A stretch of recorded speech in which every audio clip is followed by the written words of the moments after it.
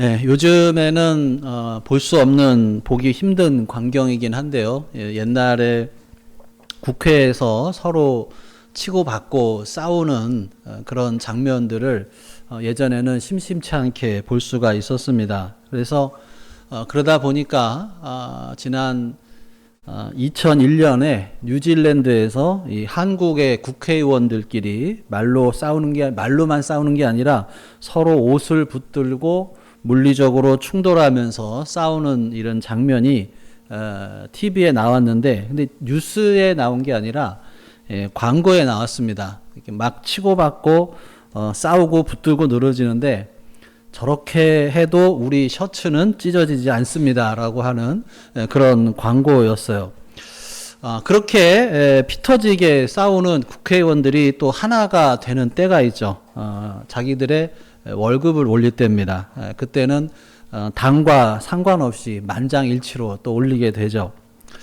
자, 한국 사회가 전체가 완전히 하나가 되었던 때가 있죠. 그때가 언제였냐면 언제였을까요?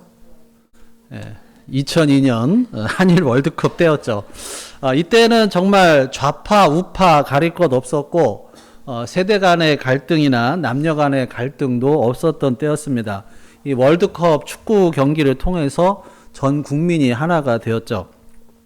자, 고대 이스라엘 백성들에게도 이렇게 전 국민을 하나로 묶어줄 수 있는 것이 있는데, 그것이 바로 하나님을 향한 신앙이 이렇게 눈으로 보여지는 성전이었습니다. 오늘 1절을 보시면 1절을 같이 읽어볼까요? 시작. 여호와께서 주위의 모든 원수를 무찌르사 왕으로 궁에 평안히 살게 하신 때에, 자, 이때 여기 보면 하나님께서 주위의 모든 원수를 무찌르셨어요. 그러다 보니까 나라가 평안하게 되었습니다. 근데 사람은 보통 평안하고 여유가 생길 때 보면은 참 이상하게도 바른 방향이 아니라 잘못된 방향으로 나아가기가 쉽습니다. 이 사람의 마음이라는 게 가만히 두면은 그냥 좋아지는 게 아니라 이렇게 무성한 잡초밭이 되기가 쉽다라고 하는 거예요. 이 땅이라고 하는 것을 가만히 놓아두면 그냥 저절로 아름다운 화원이 되지 않습니다. 그냥 저렇게 잡초밭이 돼요. 이 사람의 마음도 똑같습니다. 가만히 놓아두면 그 마음밭이 좋아지는 게 아니라 잡초밭이 되는 거예요. 그렇게 잡초밭이 되지 않기 위해서 애쓰는 것이 바로 이거죠. 하나님을 예배하고 또 교회와 목장에서 사랑의 교제를 나누고 또 봉사하고 또 성경을 읽고 또 하가다를 하고 기도하는 이런 모든 것이 내 마음이 잡초밭이 되지 않도록 막고 이 아름다운 화원이 되도록 가꾸는 노력인 것입니다. 그래서 가장 기본이 주일 예배죠. 예배에 나올 이유가 많이 있지만 잡초밭이 아니라 이렇게 아름다운 화원이 되도록 기초를 닦기 위함인 것입니다. 진정한 믿음의 사람, 성숙한 사람은 여유가 생길 때 자기 만족만을 구하는 삶을 살질 않습니다. 믿음의 사람이 안 믿는 사람하고 뭐가 다르냐? 나만 생각하지 않는다는 거예요. 믿지 않는 사람들 중에서도 존경할 만한 사람들이 얼마나 많이 있어요. 다른 사람들 위해서 자기 삶을 내어줍니다. 근데 우리는 그런 이유가 더 많은 사람들이죠. 우리를 위해서 생명까지 내어주신 예수님을 믿고 따르는 사람들이고, 그래서 하나님을 사랑하고 거기에서 머물지 않고 더 나아가서 이웃을 사랑하는 데까지 나아가는 거예요. 그래서 예수님도 내가 너희를 사랑한 것 같이 너희도 서로 사랑하면 사람들이 보고 너희가 내 제자인 줄 알리라, 그렇게 말씀을 하신 거죠. 그러니까 신앙적으로 더 깊은 단계로 나아가기 위해서 애쓰며 나아가는 것이 이런 믿음의 사람의 자세죠. 그러니까 하나님께서 우리들에게 평안함을 주시고 풍성함을 주실 때 이거는 나만 잘 먹고 잘 살라고 하신 것이 아니라 여기에는 이유가 있구나 하면서 주변을 돌아보고 또 그 필요를 채우기 위해서 동참하는 거예요. 뭐 모든 것을 다 거기에 쏟아 부으라는 것이 아니라 함께 나누라는 거예요. 하나님이 그런 것을 위해서, 그런 일들을 위해서 우리들에게 평안을 주시고 풍성함을 주셨기 때문이다라고 하는 거예요. 자, 그런데 다윗에게는 그것이 뭘로 왔느냐?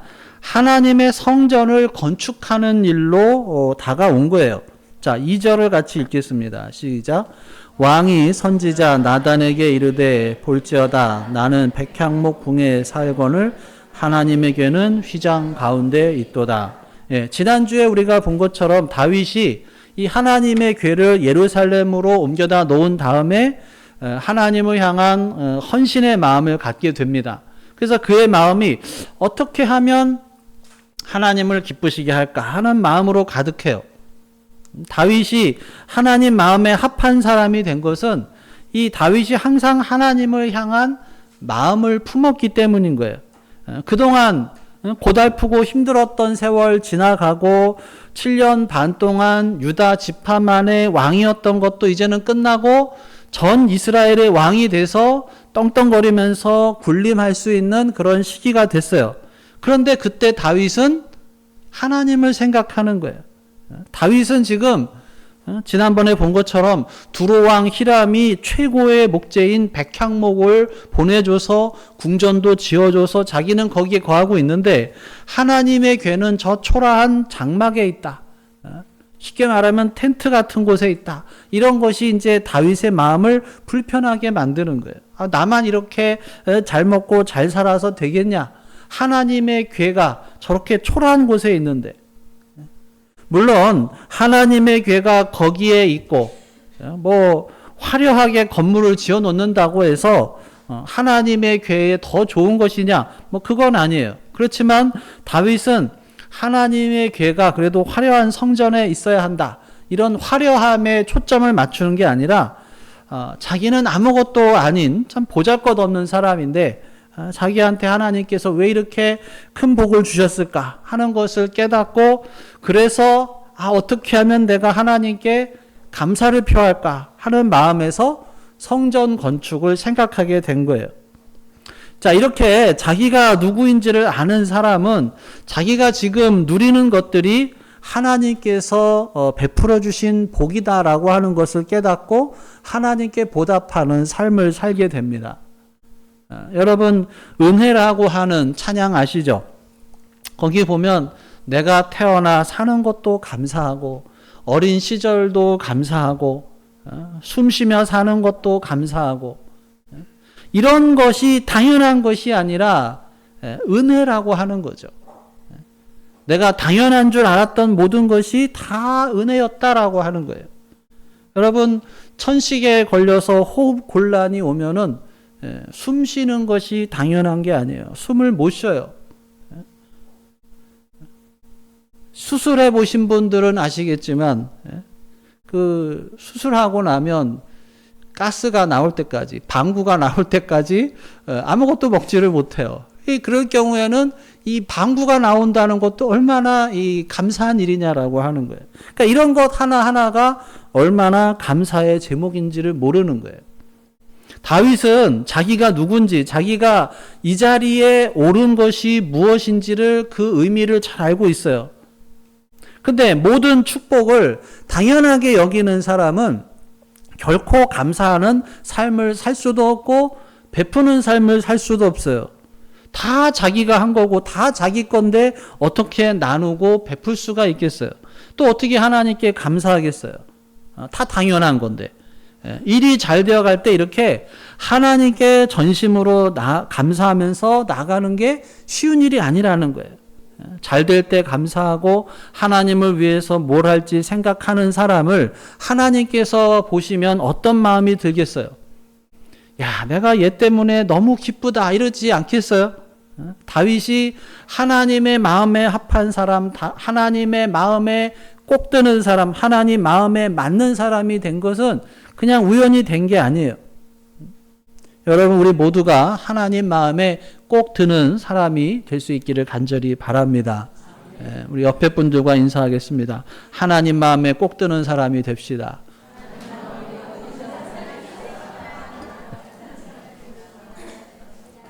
예. 자, 3절 읽겠습니다. 시작. 나단이 왕께 아뢰되 왕과 함께 계시니 마음에 있는 모든 것을 행하소서 하니라. 자, 다윗과 함께 있던 이 선지자 나단도 다윗의 그런 마음이 하나님 보시기에 얼마나 아름답겠냐면서 다윗에게 동의를 해요. 자, 이 나단과 다윗을 생각해 보면 얼마나 아름답고 기특한 생각이에요. 하나님을 위해서 성전을 짓겠다. 얼마나 아름다운 거예요. 꼭 부모님께 효도를 다하는 이 효자 같은 모습이죠. 자, 근데 여기서 우리가 생각해야 할 것은 이 믿음의 사람이 가진 이런 아름답고 기특한 생각이 하나님의 계획과 항상 일치하는 것은 아니다라고 하는 거예요. 내가 아름답고 기특한 생각을 하는 것이 우선일까요? 아니면 하나님의 계획이 이루어지는 것이 우선일까요? 당연히 하나님의 계획이 이루어지는 것, 하나님의 계획에 합당한 것이 더 우선이에요. 근데 우리가 신앙생활을 하다 보면은 또 특히 열심히 하는 사람들에게 이런 현상이 나타날 수 있어요. 너무 열심히 하다 보면 자기 의에 몰입이 돼요. 내가 굉장히 훌륭한 사람이고 나는 정말 믿음이 좋다. 그래서 오히려 하나님의 뜻을 바로 깨닫지 못할 수가 있어요. 그냥 내가 원하는 게 하나님이 원하시는 거다 이렇게 착각할 수가 있다는 거예요. 그래서 자기가 원하는 일을 자기가 원하는 방식으로 주장할 때가 있는 거예요. 지금 이 나단과 다윗의 생각이 참 귀한 거예요. 뭐 이걸 누가 나쁘다고 하겠어요. 하나님의 괴는 저렇게 초라한 곳에 있고 나는 이렇게 좋은 궁전에 살고 있으니 하나님을 위해서 성전을 지어야겠다. 얼마나 아름다운 생각이에요. 근데 문제는 뭐냐 하면 그것에 대해서 하나님께 여쭤본 적이 없다는 거예요.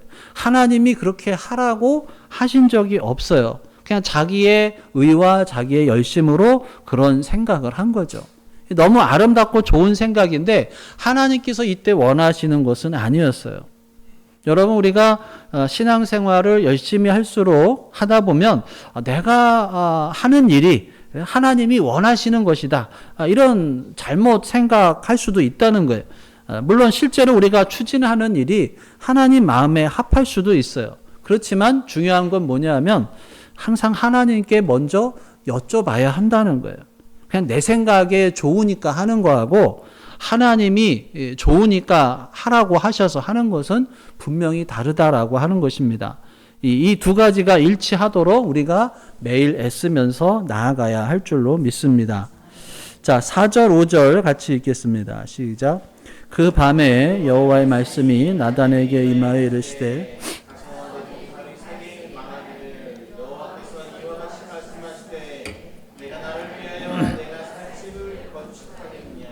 예, 하나님이 나단에게 그러지 말라고 말씀하시면서 다윗에게 전하라고 하셔요. 5절에 내가 나를 위하여 내가 살 집을 건축하겠느냐는 것은 너는 성전을 건축할 수 없다는 뜻이에요. 하나님의 뜻은 다윗이 아니라 그의 아들이 성전을 짓는 것이죠. 자, 6절, 7절 또 읽어볼까요? 시작. 이스라엘 자손을 애굽에서 인도하여 내던 날부터 오늘까지 집에 살지 아니하고 장막과 성막 안에서 다녔나니 이스라엘 자손과 더불어 다니는 모든 곳에서 내가 내 백성 이스라엘을 먹이라고 명령한 이스라엘 어느 지파들 가운데 하나에게 내가 말하기를 너희가 어찌하여 나를 위하여 백향목집을 건축하지 아니하였느냐고 말하였느냐. 자, 이 장면이 같이 나오는 역대상 22장에 보면 다윗이 수많은 전쟁으로 피를 많이 흘려서 하나님의 이름을 위한 성전을 건축하는데 적합하지 않다고 말씀을 하셔요. 근데 이건 단순하게 다윗이 전쟁을 많이 해서 피를 많이 흘렸기 때문에 성전 건축을 하지 못한다는 것이 아니라 다윗은 지금까지 전쟁을 많이 해왔고 지금도 전쟁을 하고 있고 앞으로도 전쟁을 해야 돼요. 그러니까 다윗 때는 전쟁이 그치지를 않았어요. 그렇기 때문에 지금은 성전 건축할 때가 아니고 너의 때는 다윗 너의 때는 지을 때가 아니라 네가 할 일은 이스라엘을 위해서 싸워서 영토를 확장하는 것이 너의 사명이다라고 하시는 거예요. 그러니까 성전을 짓는 그 자체가 나쁜 게 아니고 다른 때에 해야 된다는 거예요. 그러니까 우리가 하나님이 원하시는 일을 할 때도 그 때를 잘 분별해야 되는 거예요. 그래서 우리가 늘 기도하는 것이 필요한 것이죠. 기도하면서 하나님이 인도하시는 것을 따라야 합니다. 하나님께서 한 번도 이스라엘 백성들에게 성전 건축을 하라고 요구하신 적이 없어요. 이 땅에 지어진 성전은 하나님의 임재의 상징이죠. 하나님께서 성전 안에만 계시는 분이 아니잖아요. 나중에 솔로몬도 성전을 다 짓고 헌당할 때 그런 고백을 합니다. 하나님은 이 안에 갇혀 있는 분이 아닙니다. 사람이 지은 건물 안에 사는 분이 아닙니다. 그렇지만 우리가 이곳에 와서 기도하면 들어주십시오. 하나님이 임재하셔서 기도를 들어주시는 상징으로서의 건물이지 그 안에 사시는 게 아니죠. 여러분, 하나님이 교회에만 계시나요? 여기에만 하나님이 계시고 내 삶 속에는 하나님이 안 계신가요? 그런 것이 아니잖아요. 우리가 예배당 안에서 교회 주일에 모일 때 여기 하나님이 계시고 그래서 하나님을 찬양하고 하나님 경배하고 기도하고 말씀 듣고 아멘 아멘 하면서 은혜 받고 그리고는 돌아가서 내 마음대로 산다. 이거는 잘못된 신앙이죠. 바울은 믿는 사람들을 가리켜서 하나님의 성전이다라고 말씀을 했습니다. 지금은 예수님을 믿는 사람들 안에 성령이 계시기 때문에 우리가 성령을 모신 성전이에요. 그래서 우리 성도들이 하나님을 모시고 사는 성전이 된 거죠. 그래서 우리가 어디를 가든지 거기가 성전이에요. 하나님이 우리와 함께 하시니까.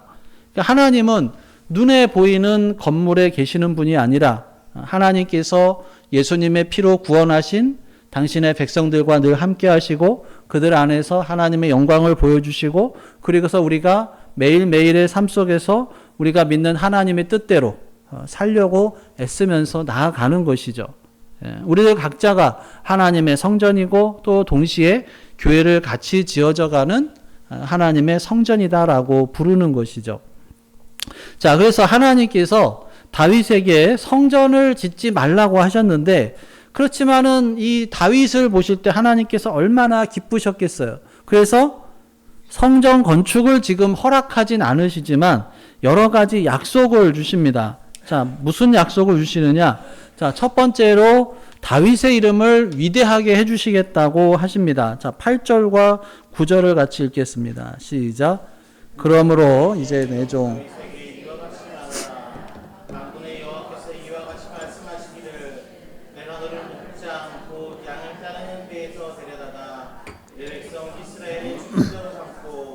내가 가는 모든 곳에서 내가 너와 함께 있어 내 모든 원수를 내 앞에서 멸하였은즉 땅에서 위대한 자들의 이름같이 내 이름을 위대하게 만들어 주리라. 예. 첫 번째로는 다윗의 이름을 위대하게 해주시겠다고 하셔요. 이스라엘의 국기를 보면 이게 이스라엘의 국기죠. 이게 보면 별이 하나 그려져 있는데 이 별이 무슨 별이냐? 다윗의 별이에요. 그래서 다윗이 이스라엘의 중심이죠. 지금까지도 위대한 왕, 이상적인 왕으로 꼽히는 사람이 바로 이 다윗입니다. 그리고 열왕기서를 읽어보면 특히 유다 왕들을 누구하고 비교를 하느냐? 이 다윗하고 비교를 해요. 그래서 꼭 마지막에 보면 어떻게 평가를 하냐면 다윗과 같지 않았다 또는 다윗의 길을 걸었다 이렇게 항상 다윗하고 비교를 해요. 그리고 예수님께서도 이 다윗의 후손으로 오셨죠. 자, 두 번째로 모든 원수에게서 벗어나서 편히 쉬게 해주시겠다고 말씀을 하시죠. 자, 11절 읽겠습니다. 시작. 전에 내가 사사에게 명령하여 내 백성 이스라엘을 다스리던 때와 같이 아니하게 하고 너를 모든 원수에게서 벗어나 편히 쉬게 하리라.